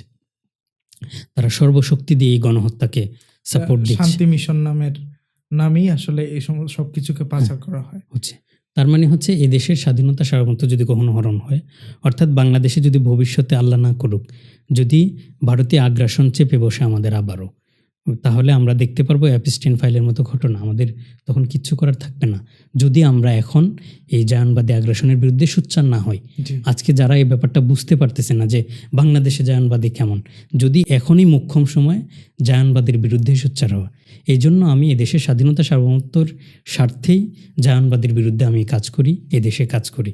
এই বক্তব্যের মধ্যে আমার দিল্লির আধিপত্যবাদের বিরুদ্ধেও আমার কাজ করা হয়। টোটালটাই হচ্ছে এই দেশের স্বাধীনতা সার্বভৌমত্বের সাথে রিলেটেড, এবং গাজায় সেখানে তাদের স্বাধীনতা সার্বভৌমত্বের পক্ষেও আমার কাজ করা হচ্ছে। এটা গ্লোবাল একটা বৈশ্বিক মানবাধিকারের পক্ষে একটা কাজ। আপনি আরেকটা বিষয় যদি আমি এখানে অ্যাড করি, দেখুন 5ই আগস্ট 2024 সালে যখন এই খুনি হাসিনা পালিয়ে গেল, গণভবন যখন জনগণ এদেশের জনগণ গণভবনে দখল নিল, তারা যখন প্রবেশ করলো, সেখানে দেখবেন 2টো পতাকা ওড়ানো হয়েছে। বাংলাদেশি পতাকা 3-4টা সম্ভবত গণভবনের মূল গেটে। জি সেখানে বড় একটা ফিলিস্তিনি একটা পতাকা ওড়ানো হয়েছে। রহস্যজনকভাবে সত্য, কোথাও আপনি এই ছবিটা পাবেন না। অর্থাৎ ফিলিস্তিনি পতাকা উড়ানো সম্ভবিত, সেটা উড়ানো সম্বলিত যে ছবিগুলো, সেগুলোতে অনলাইন থেকে ব্ল্যাক আউট করা হয়েছে, মিডিয়া থেকে ব্ল্যাক আউট হয়েছে। খুব সম্ভবত বিবিসি এটাকে তাদের একটা সংবাদে এটা দিয়েছিল। পরবর্তীতে আমি আর এই ছবিটা বিবিসিতেও পাইনি। মানে জাহানবাদী আগ্রাসন কি পরিমাণ আছে, ইন্টারনালি আমাদেরকে নিঃশেষ করছে। আচ্ছা, আমাদের দেশে এই যে অসচেতনতা এবং ফিলিস্তিনের ব্যাপারে ফিল করতে না পারা, এটার ব্যাপারে কি আপনি যদি বলেন, এটা কি কোনো আসলে শুধু রাজনৈতিক ইস্যু নাকি ধর্মীয় ইস্যু? অনেকেই আন্দোলনে নামেন ধর্মীয় ইস্যু মনে করে, আবার অনেকেই মনে করেন রাজনৈতিক ইস্যু। আমরা কিছু বামপন্থী মানুষদেরকেও ফিলিস্তিনের পক্ষে কথা বলতে দেখতে পাই মাঝে মাঝে, আবার কিছু মুসলমানদেরকেও মাঝে মাঝে কথা বলতে দেখতে পাই। কিন্তু এটা কি আসলে এই ইস্যুটাকে কিভাবে হাইলাইট করা উচিত, অথবা এটাকে কিভাবে ফিল করা উচিত? আচ্ছা, ধর্মীয় এটার সাথে 2টো ইস্যু জড়িত, ধর্মীয় ইস্যু এবং হচ্ছে জিওপলিটিক্যাল ইস্যু জড়িত, দুটোই। তবে মূলে হচ্ছে ধর্মীয় ইস্যু। জাহানবাদীরা বা ইসরায়েল তারা তাদের প্রতিশ্রুত, তাদের ধর্মীয় বিশ্বাস অনুযায়ী তারা একটা রাষ্ট্র, জিউস রাষ্ট্র সেখানে প্রতিষ্ঠিত করতে চায়, এবং তাদের তীর্থস্থান মনে করে জেরুজালেম বা আল-কুদস শহরকে, এবং মসজিদুল আকসাকে তাদের পবিত্র স্থান মনে করে সেটাকে তারা দখলে নিতে চায়। এবং সেটা নিয়ে কুব্বাতুস সাখরা যে আছে, সেখানে তারা হচ্ছে 3rd টেম্পল, তাদের একটা মন্দির বা তাদের উপাসনালয় তারা বানাতে চায়। এটি হচ্ছে যেমন তাদের একটি ধর্মীয় মোটিভেশন হচ্ছে গুরুত্বপূর্ণ তাদের, এবং বাকি কর্মকাণ্ডগুলো পলিটিক্যাল, মানে ধর্মীয় ইমোশনটা থেকে পলিটিক্যালি তারা সেটাকে বাস্তবায়ন করতে চায়, ধর্মীয় মোটিভেশনটাকে। সেজন্য হচ্ছে পলিটিক্যালি তারা কাজ করতেছেন, গণহত্যা করছেন সামরিকভাবে। বিপরীতভাবে আমরা যারা মুসলিম, আমাদেরও সেম ব্যাপারটা। এখানে আমাদের সবচেয়ে বড় বিষয় হচ্ছে ধর্মীয়। আল্লাহ রসুল সাল্লাল্লাহু আলাইহি সাল্লাম পবিত্র স্থান, এটা মুসলমানদের প্রথম কিবলা, আপনি জানেন, মসজিদুল আকসা। নামাজ ফরজ হওয়ার ১৭ বা ১৬ মাস পর্যন্ত আল্লাহ রসুল সাল্লাল্লাহু আলাইহি সাল্লাম সেখানে বাইতুল নামাজ মাকদিসের দিকে পড়েছেন। ফিরে নামাজ পড়েছেন। তারপর আল্লাহ রসুল সাল্লামের মনের ইচ্ছা অনুযায়ী আল্লাহ তাআলা কিবলা পরিবর্তন করেন, আপনি জানেন। তো এটি আমাদের প্রথম কিবলা এবং মুসলমানদের তীর্থস্থান। এবং ভৌগোলিকভাবে এটা কিন্তু ৪,০০০ বছরের একটা ইতিহাস হ্যাঁ, আছে। দীর্ঘ ইতিহাস মুসলমানদের, এবং এটা আমাদেরই সম্পদ। আল্লাহ রসুল, আপনি জানেন, মসজিদুল আকসার ব্যাপারে আল্লাহ তাআলা কোরআনে বলেছেন, এটি ইতিকাদি একটি অংশ। আল্লাহ তাআলা কোরআনে বলছেন, সুবহানাল্লাযী আসরা বিআবদিহি লাইলাম মিনাল মসজিদিল হারাম ইলাল মসজিদিল আকসা আল্লাযী বারাকনা হাওলাহু। আল্লাহ তাআলা বলছেন, আল্লাহ পুত পবিত্র সেই সত্তা, তিনি হচ্ছে তার প্রিয় বান্দাকে রাসূলুল্লাহ সাল্লাল্লাহু আলাইহি সাল্লামকে মসজিদে হারাম থেকে মসজিদে আকসা ইসরা করিয়েছেন, যেই মসজিদে আকসার চারপাশ হচ্ছে বরকতময়। এই যে মসজিদে আকসা মুসলমানদের জন্য আল্লাহ তাআলা বরকতময় ঘোষণা করেছেন, এটি হচ্ছে আমাদের ইতিকাদি অংশ। আমাদের ইতিকাদের জায়গা হচ্ছে একজন মুসলমানকে বিশ্বাস করতে হবে মসজিদে আকসা আমাদের বরকতময় একটা অংশ। এটি ইতিকাদি ব্যাপার। আল্লাহ রসুল সাল্লাল্লাহু আলাইহি সাল্লামকে প্রশ্ন করা হয়েছে, উম্মে মাইমুনা রাদিয়াল্লাহু তাআলা আনহা, তিনি প্রশ্ন করেছেন, ইয়া রাসূলুল্লাহ সাল্লাল্লাহু আলাইহি সাল্লাম, ইফতিনা আন বাইতুল মুকাদ্দাস, আপনি আমাদেরকে বাইতুল মুকাদ্দাস সম্পর্কে কিছু বলুন। তিনি বললেন, হিয়া আরদিল মাহশার ওয়া মানশার। অন্য একটি রিওয়ায়াতে এসেছে, আল্লাহ রাসূল সাল্লাল্লাহু আলাইহি ওয়াসাল্লাম বলছেন, কেউ যদি জান্নাত দেখতে চায়, সে যেন মসজিদুল আকসার দিকে তাকায়। এটা হচ্ছে জান্নাতুল ফিরদৌসের অংশ। সুবহানাল্লাহ। পৃথিবীতে দুটো জায়গা জান্নাতের অংশ বলা হয়েছে, একটা হচ্ছে রওজাতুম মিন রিয়াজিল জান্নাহ, যেটা জান্নাতের অংশ, আরেকটি জায়গা হচ্ছে মসজিদুল আকসা, যার ব্যাপারে আল্লাহ রাসূল সাল্লাল্লাহু আলাইহি সাল্লাম বলেছেন এটা হচ্ছে জান্নাতুল ফিরদৌসের অংশ। এরপর আল্লাহ রাসূল সাল্লাল্লাহু আলাইহি ওয়াসাল্লাম, হিয়া আরদিল মাহশার ওয়া মানশার, মসজিদুল আকসা আজকে যে মাঠ, ফিলিস্তিন বা আমার গাজ্জা, এই জায়গাটার ব্যাপারে আল্লাহ রাসূল সাল্লাল্লাহু আলাইহি ওয়াসাল্লাম বলেছেন, ইয়া আরদিল মাহশার ওয়া মানশার, কাল কিয়ামত যে আমাদের হবে, হাসর নশর হবে, এই ফিলিস্তিনের মাঠে আমাদের হাসর নশর হবে। এই যে আমরা বলেছিলাম, আমার অনেক অনুভূতি কাজ করেছে এই ব্যাপারে, কারণ আজকে যে এখানে আমাদের উপর যে দায়িত্ব অনুভূতি আছে, কাল কিয়ামতের দিন আমরা যখন আল্লাহর কাছে আমাদের এই দুনিয়ার জীবনের কর্মকাণ্ডের হিসাব দেব, সেই হিসাবটা কিন্তু যেই জায়গায় দাঁড়িয়ে হবে, সেই মাঠ, সেখানে দাঁড়িয়ে। তো যেই মাঠে আমার বিচার হবে, এই মাঠের ব্যাপারে আজকে যে আমার দায়িত্ব অনুভূতি হচ্ছে, এই ধরনের গণহত্যা হচ্ছে, আমাদের ধর্মীয় অধিকারকে খর্ব করা হচ্ছে, ভৌগোলিক অধিকারকে খর্ব করা হচ্ছে, এই ব্যাপারে আল্লাহ তাআলার প্রশ্নের আমি কি জবাব দিব? ইরানের আশাটা ফিলিস্তিনের ব্যাপারে আমরা যতটুকু জানি যে লাস্ট অফ দ্য ডে হচ্ছে ৭ অক্টোবরে যখন তুফানুল আকসাটা শুরু হয়, ইরান হচ্ছে সবার আগে এগিয়ে আসে, ইরানের প্রক্সিগুলো এগিয়ে আসে, হিজবুল্লাহ এবং হুতি। তো এই ইরানও কি আসলে তার ধর্মীয় জায়গা থেকেই এসেছে, এবং ইরান, ইসরায়েল এবং আমেরিকা বর্তমানে সময়ে যে যুদ্ধগুলো চলছে, সেগুলো কি আসলে ধর্মীয় যুদ্ধেরই অংশ কিনা? ফিলিস্তিন ইস্যুতে ইরানের চিন্তাধারা আর আমাদের চিন্তাধারার দূরত্ব নয়। ধরুন শিয়াইজমের সাথে সুন্নিজম বা সুন্নি আহলে সুন্নাত ওয়াল জামাতের যে ইতিকাদি পার্থক্যগুলো আছে, এবং ফিকিগুলো বাদ দিলাম, গুরুত্বপূর্ণ হচ্ছে ইতিকাদি পার্থক্য। ইতিবাদী যে পার্থক্য আছে, আমরা যে কারণে তাদেরকে ভ্রান্ত মনে করি, সেই সাথে ফিলিস্তিন ইস্যু তো কোনো ব্যাপার না।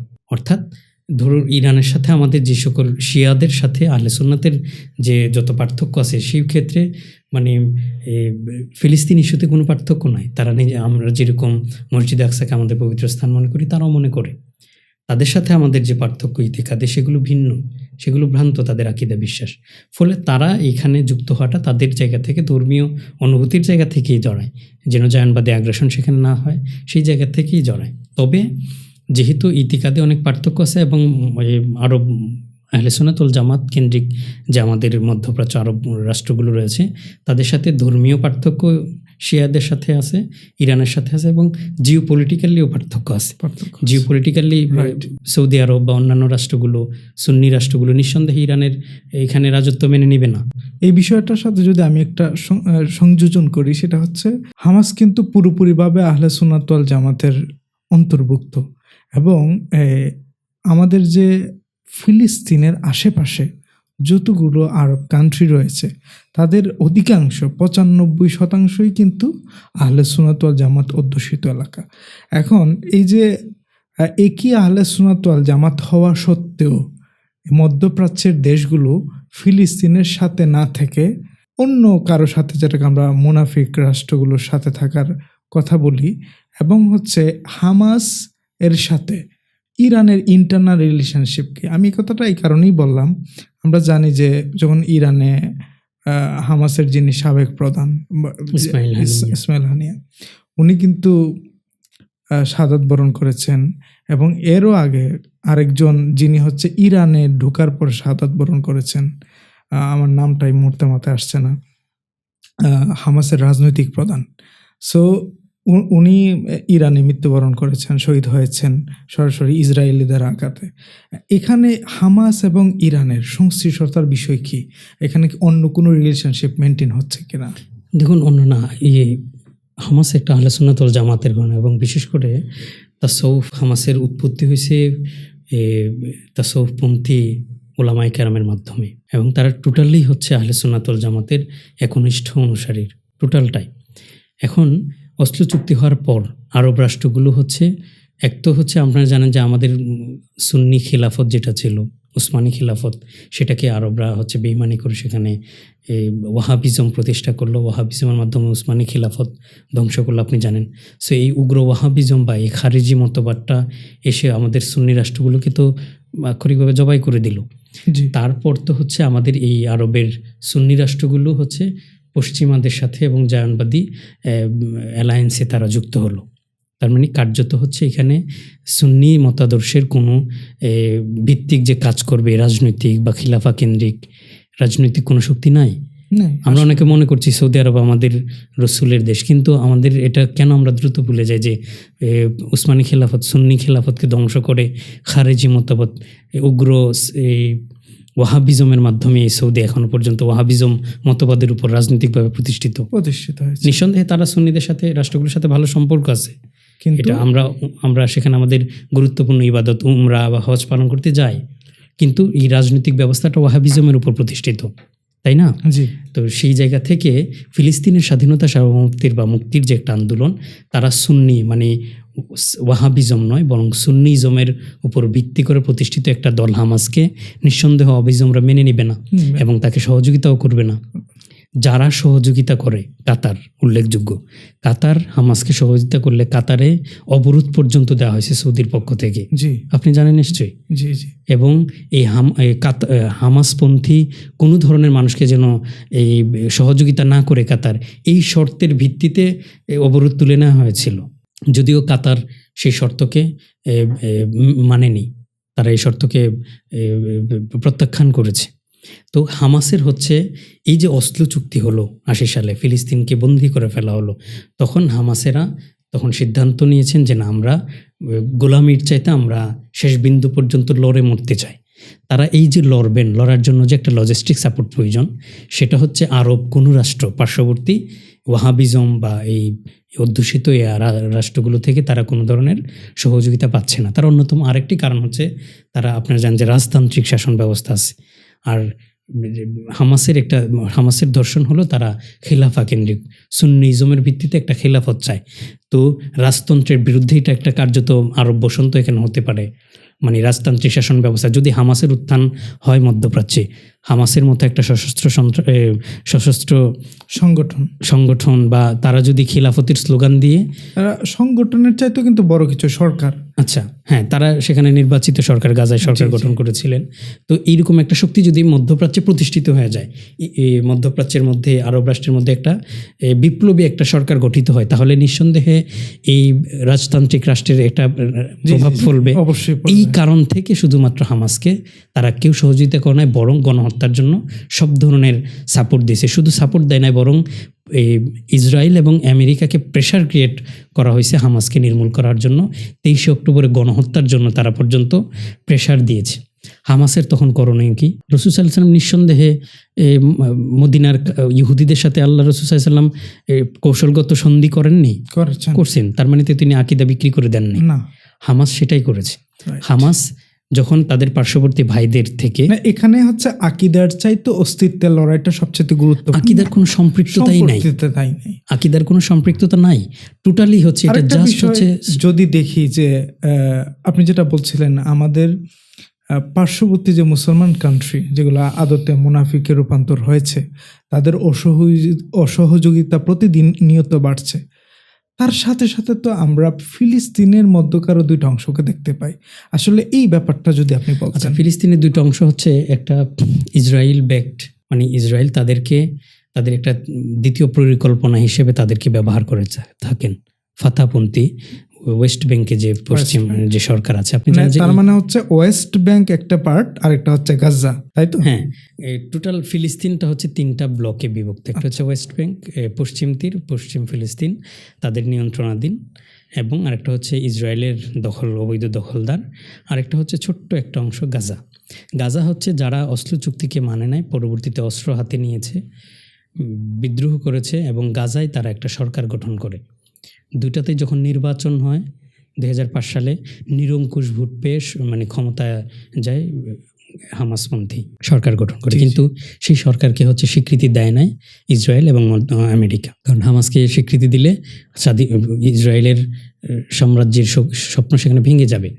তো হামাস ফাত্তাহপন্থী যেটা ওয়েস্ট ব্যাংক, সেটা হচ্ছে মূলত ইসরায়েলের একটি, আমরা বলতে পারি তাদের পরামর্শে চলা একটা শক্তি, এবং ফিলিস্তিনের স্বাধীনতা আজ পিছিয়ে আছে তাদের বড় একটা কারণে। তারা সরাসরি ইসরায়েলের প্রতিনিধিত্ব করেন। ইসরায়েলের এই যে ধ্বংসাত্মক কাজকর্ম আমরা ইতিমধ্যে দেখেছি, গাজার 22 লাখ মানুষকে ওরা হচ্ছে যেভাবে ইচ্ছা উত্তর থেকে দক্ষিণে, দক্ষিণ থেকে উত্তরে, পশ্চিম থেকে পূবে দৌড়ানি দিয়েছে এবং এলাকা খালি করতে বলেছে। ইভেন ওইটুক পর্যন্ত দেখার পরে ওরা সরাসরি এখন বর্তমানে ইরানে আক্রমণ করেছে। ইরানের যিনি প্রধান আলী খামেনিকেও তারা হচ্ছে দুনিয়া থেকে বিদায় করে দিয়েছে, এবং ওনার জামাতা সহ অনেক কিছুই। এবং আমরা দেখেছি তাদের তথ্যভিত্তিক আক্রমণগুলো এত বেশি নিখুঁত হয় যে কোন প্ল্যাটফর্মে থাকে, কোন ফ্ল্যাটে থাকে, কোন এলাকায় থাকে, কোন ব্রাঙ্কারে থাকে, সেগুলো পর্যন্ত তাদের কাছে তথ্য থাকে। এবং মুসাদের যে তথ্যভিত্তিক রাজনীতি, এটা তো আরও বেশি হাই স্ট্যান্ডার্ড।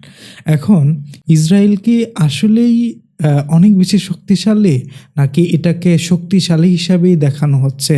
এখানে কোনো মিডিয়া সন্ত্রাসী, মিডিয়া ট্রায়াল কিংবা বহির্বিশ্বের ডিপ স্টেটের কোনো রাজনীতি আছে কিনা? দেখুন, এই পয়েন্ট হচ্ছে, কেউ শক্তিশালী নয়, হামাসের চাইতে ইসরায়েল কখনো শক্তিশালী নয়।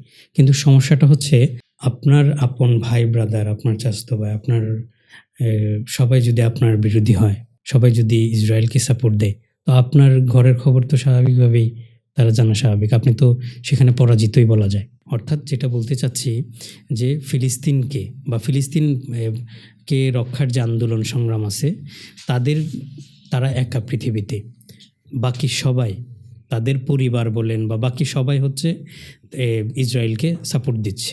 সৌদি আরব বলেন, আরব রাষ্ট্রগুলো বলেন, অথবা অন্যান্য রাষ্ট্রগুলো বলেন, তারা কার্যত প্রকাশ্যে তো দিচ্ছে, অপ্রকাশ্যে হচ্ছে ইসরায়েলকে সাপোর্ট দিচ্ছে। শুধুমাত্র কিছু কিছু গণতান্ত্রিক দেশে জনগণের ভোটের কথা চিন্তা করে মুসলিম শাসকেরা মুখে মুখে ফিলিস্তিন গাজার কথা বলছেন, কিন্তু এই বিষয়ে কি তুরস্ক অন্তর্ভুক্ত? কারণ তুরস্ক তো মধ্যপ্রাচ্যের কোনো দেশ না, কিন্তু তা অর্ধেক ইউরোপীয় অর্ধেক এশিয়ান, এবং তাদের কিন্তু নিজেদের একটা শক্তি সামর্থ্য আছে, যারা সারা পৃথিবীতে রুল করে অভ্যস্ত।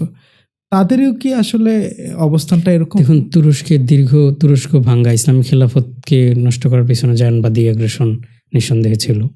পরবর্তীতে তুর্কি রাষ্ট্র গঠন করা, আধুনিক তুরস্ক গঠন করার পিছনে ইহুদিদের বা জায়নবাদীদের সরাসরি অংশগ্রহণ ছিল মুস্তাফা কামাল পাশার নেতৃত্বে। এবং আপনি জানেন যে দীর্ঘ 60-70 বছর সেখানে ইসলামী তাহজিব তমুদ্দুনের বিরুদ্ধে একটা মানে আগ্রাসন চালায়। আপনি জানেন আজান, সব কিছুর বিরুদ্ধে একটা হিজাব নিষিদ্ধ করা হয়, আলেমদেরকে ফাঁসি দেওয়া হয়। আপনি এই ইতিহাস জানেন নিশ্চয়ই। তার মানে গোটা 60-70 বছর তুরস্কের রাজনীতি, অর্থনীতি, সমরনীতি, সংস্কৃতি, ব্যবসা বাণিজ্য, সব কিছুতে ইসরায়েলের উপস্থিতি বা জাল একেবারে গভীরভাবে বিস্তৃত। বাংলাদেশে ভারতের যেরকম জন্মকে আপনি চিন্তা করতে পারেন। হ্যাঁ, তার মানে তুরস্ক চাইলেই সেখান থেকে বেরিয়ে আসতে পারবে না। মিস্টার এরদোগান তিনি চাইলেই সেখান থেকে বেরিয়ে আসতে পারবেন না। রাষ্ট্রের গুরুত্বপূর্ণ সেক্টর থেকে তাদের সাথে দীর্ঘদিনের চুক্তি করা, তাদের সামরিক বা অন্যান্য লজিস্টিক বিভিন্ন চুক্তি করা, সেগুলো স্বাভাবিকভাবে চলমান ছিল। তবে তিনি তার জায়গা থেকে জনগণের প্রেসারে তিনি তার জায়গা থেকে চেষ্টা করেছেন এই ইসরায়েলের বিরুদ্ধে একটা ভয়েস রেজ করার জন্য, এবং সেই ভয়েস রেজটা প্রভাব ফেলেছে কিছুটা পশ্চিম অঞ্চলেও। কিন্তু কার্যত আমি বলতে পারি যে মানে যেখানে এভাবে ইসরায়েল প্রকাশ্যে মানবাধিকার হরণ করতেছে, যুদ্ধাপরাধ করতেছে, আন্তর্জাতিক আইন লঙ্ঘন করে শিশু হত্যা করতেছে, স্কুল কলেজে হত্যা করতেছে, এর বিরুদ্ধে যে মুসলিম রাষ্ট্রগুলো সামরিক অ্যাকশনে যাওয়া দরকার ছিল, সেটা আমি মনে করি দরকার ছিল। আমরা সেটা না দিয়ে আমরা বলতে পারি জাতিসংঘের ভোটেও কিন্তু তেমন একটা সাড়া দেখতে পাইনি মুসলিম দেশগুলোর।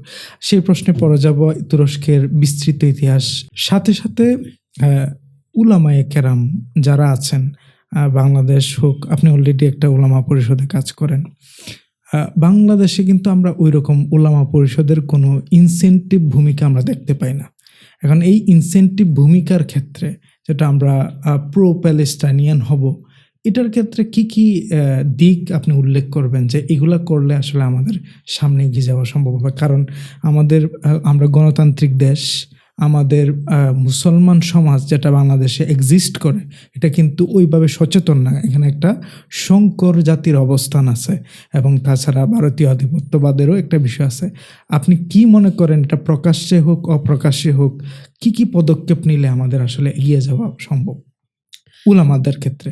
আমি উলামায়ে কেরাম, বাংলাদেশের উলামায়ে কেরাম যাদের সাথে এই বিষয়ে যোগাযোগ করেছি, আমি দুর্ভাগ্যজনক হলেও সত্য একটা বিষয় লক্ষ্য করেছি যে মসজিদ আকসা সম্পর্কে যে জ্ঞান থাকা উচিত, পড়াশোনা দরকার, বিশেষ করে এটার সাথে যে আল্লাহ রসুল সাল্লাল্লাহু আলাইহি সাল্লামের একটা দীর্ঘস্থায়ী ভবিষ্যৎবাণী আছে, এবং এটাকে কেন্দ্র করে মুসলিম উম্মার রাজনীতি, অর্থনীতি এবং এই ব্যাপারগুলো ওতপ্রোতভাবে জড়িত।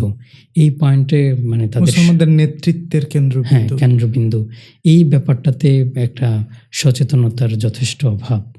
এবং কোনো মঞ্চে যদি কথা বলতে দেওয়া হয় মসজিদ আকসা সম্পর্কে প্রচলিত জানাশোনার কয়েকটা কথার বাহিরে সেগুলো কিন্তু খুব একটা বলতে দেখা যায় না। যেখানে আল্লাহ রসুল সাল্লাল্লাহু আলাইহি সাল্লাম বলেছেন, আলাইকুম বিল জিহাদ ও আফদাল জিহাদুকুম আর রেবাত ও আফদাল রেবাতুকুম আসকালান। তোমাদের উপর জিহাদকে ফরজ করা হয়েছে, সর্বোত্তম জিহাদ হচ্ছে রেবাত। রেবাত হচ্ছে মুসলিম সীমান্ত রক্ষার জন্য যে জিহাদ হয় সেটা, এবং সর্বোত্তম রেবাত হচ্ছে আসকালানের রেবাত। আসকালান কি? আজকের যে গাজা আছে, অর্থাৎ মসজিদে আকসাকে কেন্দ্র করে এই পুরো এরিয়াটাকে সেই সময়কার সময় মসজিদুল আকসা বা জেরুজালেম এবং গাজা, এই অঞ্চলটাকে সেই সময়কার আসকালান বলে চেনা হতো। আপনি জানেন যে বুখারী শরীফের সর্বশ্রেষ্ঠ ব্যাখ্যাকার আল্লামা ইবনে হাজার আসকালানি রাহমাতুল্লাহ, এই যে আসকালানি বলা হয় তিনি গাজার, এবং এই গাজা থেকে উম্মার গুরুত্বপূর্ণ উলামায়ে কেরাম বেরিয়ে আসছেন। যাই হোক, তো এই যে গাজাকে আল্লাহ রাসূল সাল্লাল্লাহু আলাইহি সাল্লাম এটাকে সর্বশ্রেষ্ঠ জিহাদ বললেন, এবং এ ব্যাপারে অন্য একটি রিওয়ায়াতে এসেছে যে কিয়ামতের আগ পর্যন্ত একটি দল হকের উপর থাকবে, তারা আল্লাহর রাস্তায় জিহাদ করবে, আর তাদের অবস্থান হবে মসজিদুল আকসার আশেপাশে। সুস্পষ্ট আল্লাহ রাসূল সহিহ রিওয়ায়াতের হাদিস। অর্থাৎ এই যে হামাসের যে যুদ্ধ হচ্ছে, আমি যেটা দেখতে পাচ্ছি যে আল্লাহ রাসূল সাল্লাল্লাহু আলাইহি ওয়াসাল্লামের সুস্পষ্ট ভবিষ্যৎবাণী সে ব্যাপারে প্রতিফলন হচ্ছে, এবং সেই যুদ্ধটা চলমান থাকবে। এই যে আল্লাহ রাসূল সাল্লাল্লাহু আলাইহি ওয়াসাল্লামের নির্দেশিত এই যুদ্ধের প্রতি মুসলিম উম্মার যে সচেতনতা, সতর্কতা থাকা দরকার ছিল, যে সম্পর্ক থাকা দরকার ছিল, লজিস্টিক, বুদ্ধিভিত্তিক, জ্ঞান নির্ভর, সেই সম্পর্কটা তো অনেক ঘাটতি রয়েছে। আমি সেই কথাটা বললো যে আমাদের এই ঘাটতিটা পূরণ করা উচিত। ব্যক্তিগতভাবে আমি চেষ্টা করেছি যে সেখানে ইস্তানবুলে তুর্কি ধর্ম মন্ত্রণালয়, যুব মন্ত্রণালয়, ক্রীড়া মন্ত্রণালয়, তাদের স্পন্সরে হামাস হচ্ছে অনেকগুলো প্রোগ্রাম করে থাকেন এই ব্যাপারগুলো জানানোর জন্য। সেই প্রোগ্রামগুলোতে এদেশের উলামায়ে কেরামকে আমি কানেক্ট করাইতে আমার অনেক ব্যাগ পোহাতে হয়। কেউ ভয় পায় যে মানে হামাসের প্রোগ্রামে যাবে, অনেকের আরবি ভালো না, যোগাযোগ ব্যবস্থা, তখন অনেকে এটা অপেক্ষা, আমি 1 লাখ 2 লাখ 3 লাখ টাকা খরচ করে যাব, যদি স্পন্সর করতে হামাস, যারা রক্ত দিয়ে সব কিছু দিয়ে জিহাদ করতেছে, তাদের অস্ত্রের প্রয়োজন, অর্থের প্রয়োজন হামাসের, তাদের কাছে আমরা অর্থের দাবি করে যে আমি অর্থ আমাকে স্পন্সর করলে আমি সেখানে যাব। তো এই ধরনের সীমাবদ্ধতা আমাদের মধ্যে আছে অনেক, সেগুলোকে কাটায় ওঠা উচিত। এগুলো আসলেই আমাদের নির্বুদ্ধিতা এবং অসচেতনতার একটি প্রভাব। আমরা তো উলামায়ে কেরামদের কাছ থেকে আসলে অনেক আশাহত হয়েছি। আপনি তরুণদের ব্যাপারে আসলে কতটুকু আশা পেয়েছেন এবং সামনে ভবিষ্যতে কি আশা দেখেন? তরুণদের অনেক ইমোশন আছে, আবেগ আছে মসজিদে আকসার প্রতি, ফিলিস্তিনের প্রতি। আমি যদি এখনও পড়তে, আমি যখন এই কাজগুলো করি আমার কাছে অসংখ্য মেসেজ আসছে, ভাই আমি এই আমার জীবনের সব কিছু উৎসর্গ করে আমি গাজায় গিয়ে যুদ্ধ করতে চাই, আপনি দয়া করে যদি একটা ব্যবস্থা গাজায় পৌঁছানোর ব্যবস্থা করে দেন। তখন আমি তাদেরকে পাল্টা প্রশ্ন করি যে সেখানে গিয়ে আপনি কি করতে চান, কি করবেন, আপনার কি স্কিল আছে? মানে তারা সেখানে বুদ্ধিভিত্তিক যেমন আগ্রাসন চালাচ্ছে, অত্যাধুনিক মরণাস্ত্র ব্যবহার করছে, আপনি সেখানে কি করবেন, কি করতে পারেন, আপনার স্কিল কি কি, আমাকে কি দয়া করে শেয়ার করবেন? তখন আমি কোনো স্কিল খুঁজে পাই না। অর্থাৎ স্কিল শুধু সেটাই আছে, ইমোশন, আমি জিহাদ করতে চাই, শহীদ হতে চাই। অথচ এটা মুসলমানদের কখনোই, গোটা পৃথিবীতে মুসলমানরা যতদিন পর্যন্ত নেতৃত্ব দিয়েছে, মুসলমানরা জ্ঞান, বিজ্ঞান, তথ্য প্রযুক্তি, মানে তাদের সময়ের আপডেট, ইনফো আপড যত সেক্টরের জ্ঞান ছিল সব ছিল মুসলমানদের হাতে। এবং এই পৃথিবীতে যারাই নেতৃত্ব দিয়েছে, যারা নেতৃত্ব দিবে, তারা সেই সময়কার ইনফো আপড হবে। তাদের প্রত্যেক জ্ঞানের প্রত্যেক শাখা প্রশাখায় তাদের দখলদারিত্ব থাকবে। কিন্তু আমাদের সবচাইতে বড় ঘাটতিটা হচ্ছে এখানে। আমাদের ইমোশন আছে, আমাদের এই মুসলিম তরুণ প্রজন্মের আবেগ আছে যথাযথ, আল্লাহর প্রতি, জিহাদের প্রতি তাদের প্রেরণা আছে, শহীদি তামান্না আছে, কিন্তু সবচাইতে বড় সমস্যা হচ্ছে তাদের জিহাদ করার জন্য তাদের প্রতিপক্ষকে হচ্ছে কাউন্টার দেওয়ার জন্য যে যোগ্যতা দরকার, যে স্কিল দরকার, সেটি নেই। আল্লাহ রাসূল সাল্লাল্লাহু আলাইহি ওয়াসাল্লাম তো নির্দেশ দিয়েছেন, আল্লাহ কোরআনে বলেছেন ইস্তাইদ্দু মাস্তাতাতুম মিনাল কুওয়া আও কামা ক্বালা তাআলা, তোমরা শত্রু মোকাবেলায় তোমাদের শক্তি সামর্থ্য যা আছে সে অনুযায়ী প্রস্তুতি গ্রহণ করো। আমাদের কোনো ধরনের প্রস্তুতি ছাড়া যদি ইমোশনবশত আমরা যুদ্ধ করতে যাই, এটা তো আমাদের জন্য দুর্ভাগ্যজনক। আপনি খেয়াল করে দেখবেন, জিহাদের কথা আসলে আমাদের তরুণ প্রজন্মের মধ্যে একটা ইমোশন জাগে যে আমি ঘোড়া দৌড়াবো, একটা কেমন যেন একটা তাদের ফ্যান্টাসি কাজ করে, ঘোড়া দৌড়ানো বা তীর মারা। অর্থাৎ আজ থেকে ১৫০০ বছর আগে সেই সময়কার যুদ্ধের জন্য যে অত্যাধুনিক সমরাস্ত্র ছিল, সেটাই তো আল্লাহ রাসূল সাল্লাল্লাহু আলাইহি ওয়াসাল্লাম, সাহাবা আজমাইন ব্যবহার করেছেন। তো এখন আজ থেকে ১৫০০ বছর অতিবাহিত হলো, আজকে যদি আমাদের ফ্যান্টাসি ঘোড়ার মধ্যে থাকে, এটা তো হাস্যকর ব্যাপার, তাই না? সবচাইতে বড় সমস্যা হচ্ছে, আমি খুব দৃঢ়ভাবে বলতে চাই, সেটা হলো আমাদের শিক্ষা ব্যবস্থায়। শিক্ষা ব্যবস্থা মানে শুধুমাত্র প্রাতিষ্ঠানিক শিক্ষা ব্যবস্থা নয়, বরং এর বাহিরে দ্বীনি শিক্ষা ব্যবস্থা অনেক ত্রুটিপূর্ণ। এবং এগুলো ত্রুটিপূর্ণ বলা ভুল হবে, বরং হচ্ছে সেগুলো শরিয়া বিরোধী, ইসলাম বিরোধী শিক্ষা ব্যবস্থা, ষড়যন্ত্রমূলক কারিকুলাম। হ্যাঁ, এটা একটা ষড়যন্ত্র নিঃসন্দেহে আছে, তবে আমরা তো সেটা সেভাবেই চলতেছি। সবচেয়ে বড় একটা অংশ হচ্ছে এই যে আমরা বললাম, আমাদের তরুণ প্রজন্মের ইমোশন আছে, যুদ্ধের জিহাদের স্পৃহা আছে, সব আছে, কিন্তু যোগ্যতা নাই। এই যোগ্যতাটাকে ধ্বংস করা হয়েছে শিক্ষা ব্যবস্থার মাধ্যমে। অর্থাৎ আমি যখন এক্স শিক্ষা প্রতিষ্ঠানে জ্ঞান অর্জন করতে গেলাম, অথবা শিক্ষা প্রতিষ্ঠান নয় বরং একজন খানকা, একজন শায়েখের কাছে, একজন আলেমের কাছে যখন দ্বীনি জ্ঞান শিখতে গেলাম, তিনি আমাকে যতটুকু না দ্বীনি জ্ঞান শিখালেন, তার চাইতে বেশি আমাকে তিনি বিরোধী মতের প্রতি যে পয়েন্টে ইখতিলাফ আছে, ইখতিলাফি বিষয়ে আমাকে আগ্রাসী করে তুলেছেন তিনি। সাইকোলজিক্যাল পাঙ্গুত্ব, যেটাকে আমরা বলি, ফিকহিভাবে আমাকে এই মিশন দিয়ে বড় করেছে। আমি ছোটবেলা আমিও ভাবতাম যে আমি অনেক বড় আলেম হব, হাজার হাজার কিতাব আমার সিনায় থাকবে, আমি হচ্ছে বহসের জন্য ডাক দিব, আমার বুকে অনেক বহস আছে, আমি বাতিলের বিরুদ্ধে লড়াই করব। ইভেন আমাদের দেশে অসংখ্য উলামায়ে কেরাম, তরুণ এবং প্রবীণ উলামায়ে কেরাম, তারা নামের আগে লকব লেখেন বাতিলের চরম আতঙ্ক। এই ব্যাপারগুলো সিলি হলেও আমি যেটা বলতেছি, আমাদের ত্রুটি, আমাদের কত বড় ক্ষতি হচ্ছে। বাতিল বলতে আমরা বুঝি ভিন্ন মতের, ফিকি একটা ইখতিলাফ হয়েছে কারোর সাথে, অথবা ইতিকাদি কোনো ইখতিলাফ হয়েছে, তাকে আমি বাতিল বলতেছি।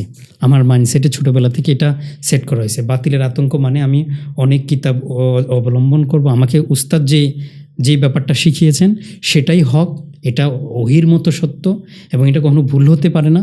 আমার উস্তাদ যেটা বলছে সেটাই সত্য, এবং সেই সত্যকে প্রতিষ্ঠিত করার জন্য সমাজে এবং সর্বত্র প্রতিষ্ঠা করার জন্য আমাকে মনস্তাত্ত্বিকভাবে, সাইকোলজিক্যালি সমস্ত চিন্তা চেতনা আমাকে এটার জন্য ব্যয় করতে হয়, বুদ্ধিটা।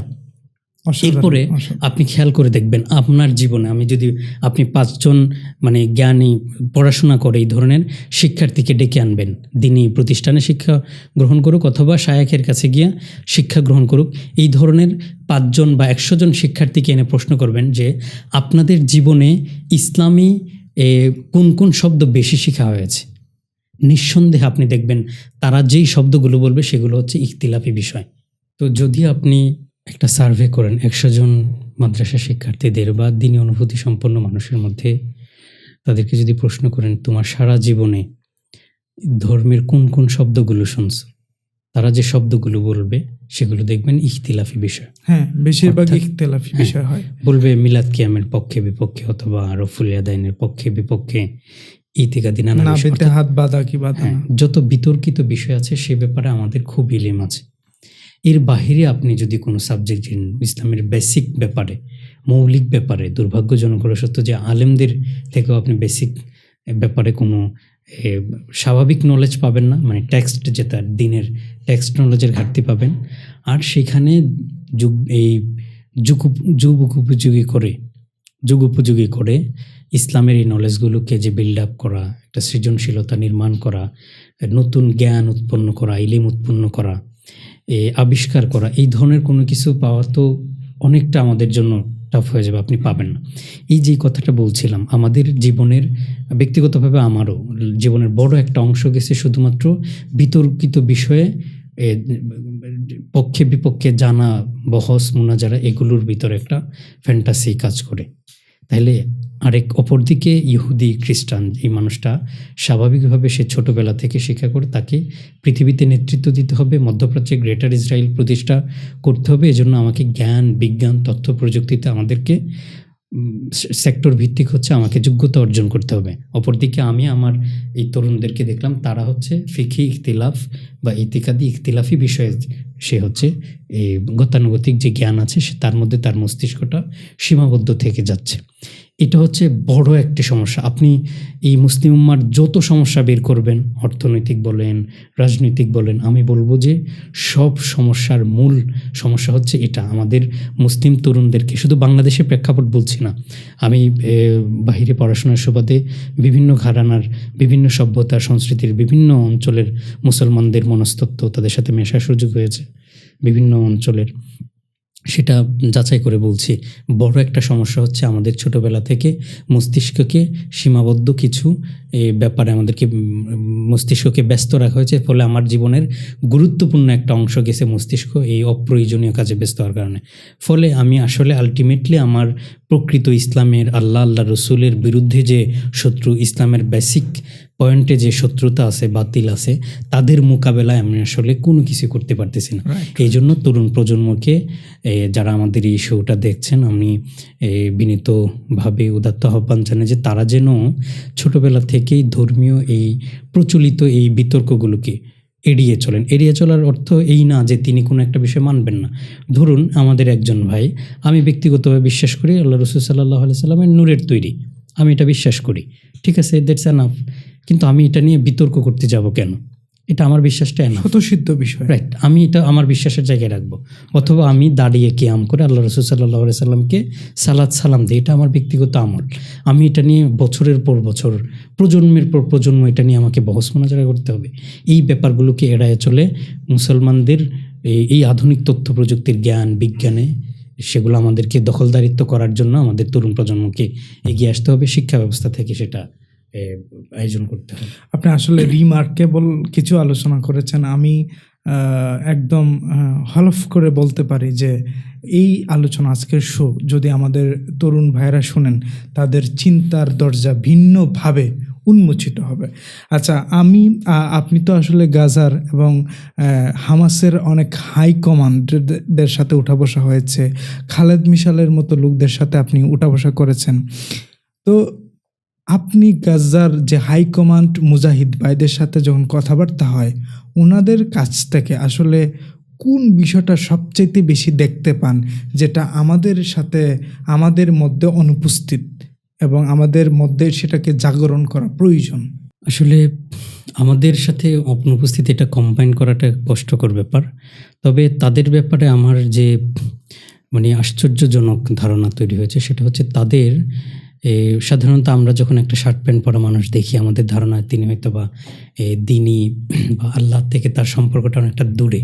আমাদের একটা মাইন্ডসেট, আমাদের বিশেষ করে এই ইন্ডিয়ান সাবকন্টিনেন্টে যারা দাড়ি টুপি রাখে না, শার্ট প্যান্ট পরে, আমরা মনে করি যে তাদের সাথে আল্লাহর একটা সম্পর্কের ঘাটতি আছে, দূরত্ব আছে। হামাসের নেতৃবৃন্দকে দেখে আমার এটা পুরো অবাক হয়েছে। আমি দেখেছি তারা আল্লাহ তাআলার সাথে সম্পর্কের ব্যাপারে তাদের ব্যক্তিগত জীবনে দীর্ঘ আমি 19 সাল থেকে তাদের সাথে পরিচয়, একদম হাই কমান্ড থেকে নিয়ে তৃণমূল পর্যন্ত হামাসের নেতৃবৃন্দের সাথে আমার ওঠা বসা।